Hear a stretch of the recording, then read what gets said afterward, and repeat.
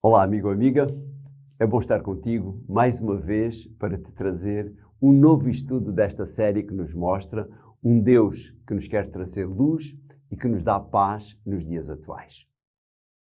No nosso estudo anterior vimos um pouco mais sobre a solução para o problema das trevas, ou melhor, para o problema do pecado, pois Jesus é a luz do mundo. Neste estudo nós iremos olhar um pouco mais para as consequências do pecado e também da solução para essas mesmas consequências.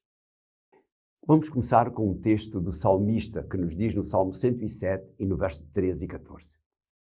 Então clamaram ao Senhor na sua angústia e Ele os livrou das suas necessidades. E depois no verso 14 o salmista diz: tirou-os das trevas e sombra da morte e quebrou as suas prisões.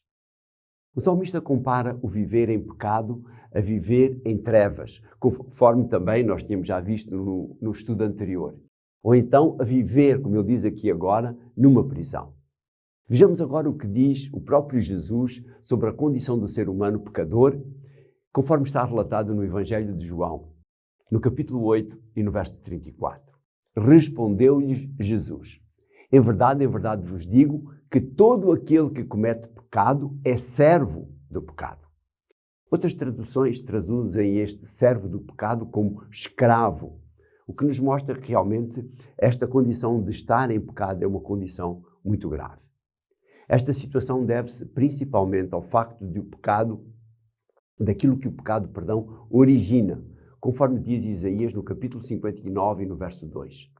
Mas as vossas iniquidades fazem divisão entre vós e o vosso Deus, e os vossos pecados encobrem o seu rosto de vós para que não vos ouça.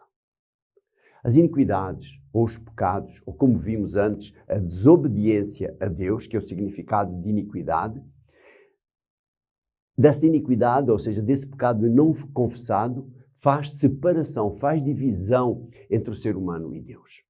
Estes pecados fazem esta separação porque, conforme diz Isaías, eles são semelhantes a uma doença contagiosa. Repara aquilo que ele diz no capítulo 1 e nos versos 4 e 6 do seu livro. Ai da nação pecadora e do povo carregado de iniquidade, da semente de malignos, dos filhos corruptores. Deixaram ao Senhor, blasfemaram do Santo de Israel, voltaram para trás. E depois no verso 6.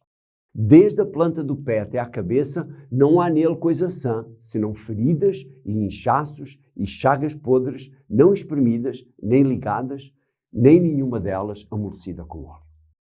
Que descrição terrível, não achas? O pecado é uma doença que afeta o corpo todo, desde a cabeça à ponta do pé, por assim dizer.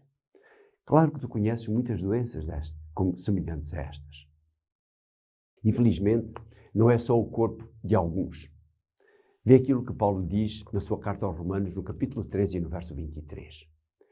Todos pecaram e destituídos estão da glória de Deus. Todos pecaram.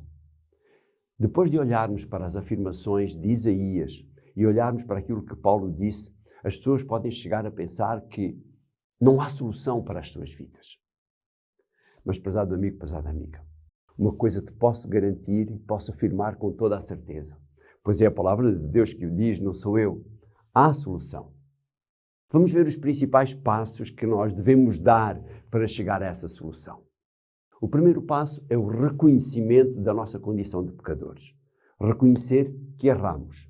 Jesus ilustra isso na parábola do fariseu e do publicano, ou o cobrador de impostos, que está relatada no Evangelho de Lucas, no capítulo 18 e no verso 13.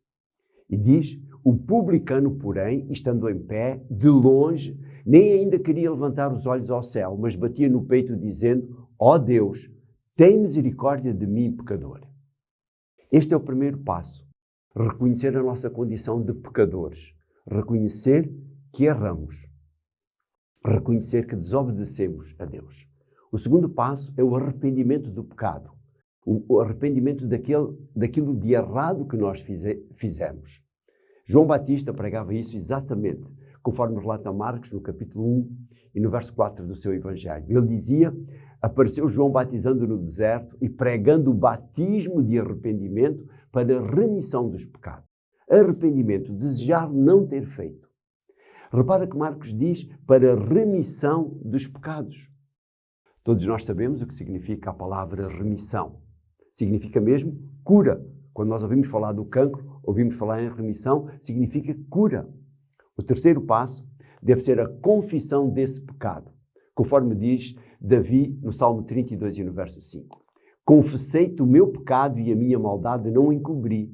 Dizia eu, confessarei ao Senhor as minhas transgressões e tu perdoaste a maldade do meu pecado. Repara no que diz sobre isso o sábio Salomão também. No livro de Provérbios, no capítulo 28 e no verso 13. O que encobre as suas transgressões nunca prosperará, mas o que as confessa e deixa alcançará a misericórdia. O arrependimento e a confissão ajudam a pessoa a avançar neste processo. Mas estes dois passos devem gerar ainda algo mais, o desejo de mudança. Por isso, prezada amiga ou prezado amigo, os nossos pecados devem ser confessados a Deus de forma individual e referidos pelo seu nome. Não devem ser confessados a uma interposta pessoa, seja ele um santo ou seja ele um sacerdote, diretamente a Deus. Tudo isto é feito de forma direta a Deus. Quem sabe no silêncio do nosso quarto, quando caminhamos na rua, quando conduzimos, a qualquer momento e a qualquer hora, é uma hora boa para nós confessarmos os nossos pecados a Deus. Esta é a instrução que Pedro dá a um certo homem na cidade de Samaria, conforme está relatado no livro de Atos, no capítulo 8 e no verso 22. Vê o que diz Pedro a este homem. Arrepende-te, pois, dessa tua iniquidade, ou seja, desse teu pecado, e ora a Deus para que porventura te seja perdoado o pensamento do teu coração. Sim, há solução para o problema do pecado. Depende de nós de darmos os passos que nós referimos aqui. Quando fazemos através da oração, há mais alguém. Quando nós fazemos esta confissão, este arrependimento através da oração, há alguém mais além de Deus que nos ouve e nos deseja ajudar. Vê quem é, nas palavras de João, na sua primeira carta, no capítulo 2 e no verso 1. Meus filhinhos, diz ele, estas coisas vos escrevo para que não pequeis, e se alguém pecar, temos um advogado para com o Pai, quem? Jesus Cristo, o justo. Para além do sacrifício feito pelos seres humanos, como vimos no estudo anterior, Jesus intercede como advogado de defesa de cada um de nós perante Deus, no sentido de obter a absolvição da condenação pelo nosso pecado. Certamente morrereis, era o que dizia lá no livro de Gênesis. A partir desse momento, há algo que acontece então. Paulo diz na carta aos Romanos, no capítulo 5, nos versos 10 e 11. Porque se nós, sendo inimigos, fomos reconciliados com Deus pela morte do seu Filho, muito mais, estando já reconciliados, seremos salvos pela sua vida, pela sua intercessão. E não somente isto, mas também por gloriarmos em Deus, por nosso Senhor Jesus Cristo, pelo qual agora alcançamos a reconciliação. Através da nossa ação, seguindo os passos que nós referimos lá atrás e da ação de Jesus como nosso advogado, somos perdoados, somos reconciliados, conforme diz Paulo. Repara que Deus não pede de nós qualquer sacrifício ou penitência para termos o perdão dos pecados. Ele pede algo bastante simples, conforme dizem as palavras de Davi no Salmo 51 e no verso 10. Cria em mim, ó Deus, um coração puro e renova em mim um espírito reto. Esta era a oração de Davi transcrita neste Salmo. Deus pede de nós arrependimento verdadeiro, mas acima de tudo, mudança de atitude. Perante isto e a intercessão de Jesus, Deus tem um tratamento muito especial para os pecados do ser humano. Vê alguns dos textos que nos mostram isso. Vamos ver 3 textos. Jeremias, no capítulo 31 e no verso 34, diz-nos assim: porque lhes perdoarei as suas maldades e nunca mais me lembrarei dos seus pecados. Nunca mais me lembrarei dos seus pecados. Miqueias, no capítulo 7 e no verso 19, diz, vê este texto fantástico. Tornará a apiedar-se de nós, subjugará as nossas iniquidades e lançará os nossos pecados aonde? Nas profundezas do mar. Por sua vez, João, na sua primeira carta, no capítulo 1 e no verso 9, diz: se confessarmos os nossos pecados, Ele é fiel e justo para nos perdoar os pecados e nos purificar de toda a injustiça.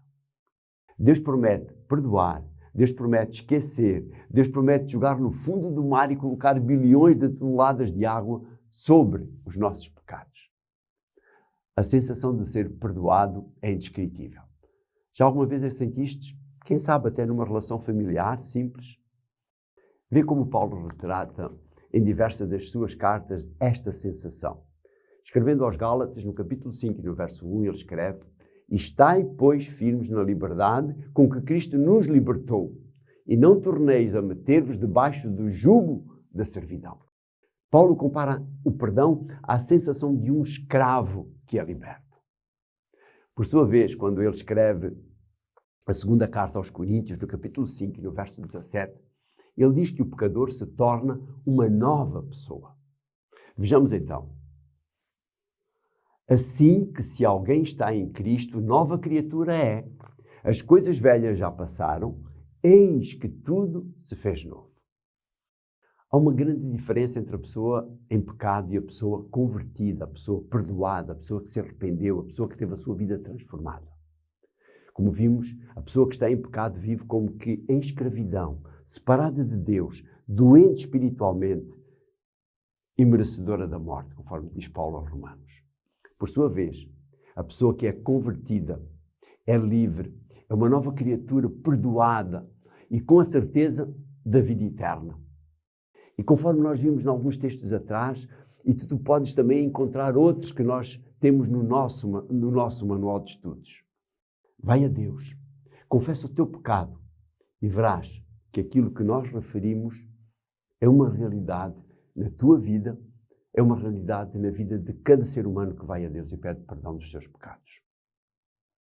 Como temos dito, prezado amigo, prezada amiga, se quiseres mais informação sobre o estudo que nós fizemos aqui, ou se quiseres uma cópia deste estudo ou uma cópia de toda esta série de 22 estudos que estamos aqui a fazer, envia-nos um e-mail para o endereço que aparece e com todo o gosto nós entraremos em contacto contigo enviando-te esse material. Um abraço e até ao próximo estudo.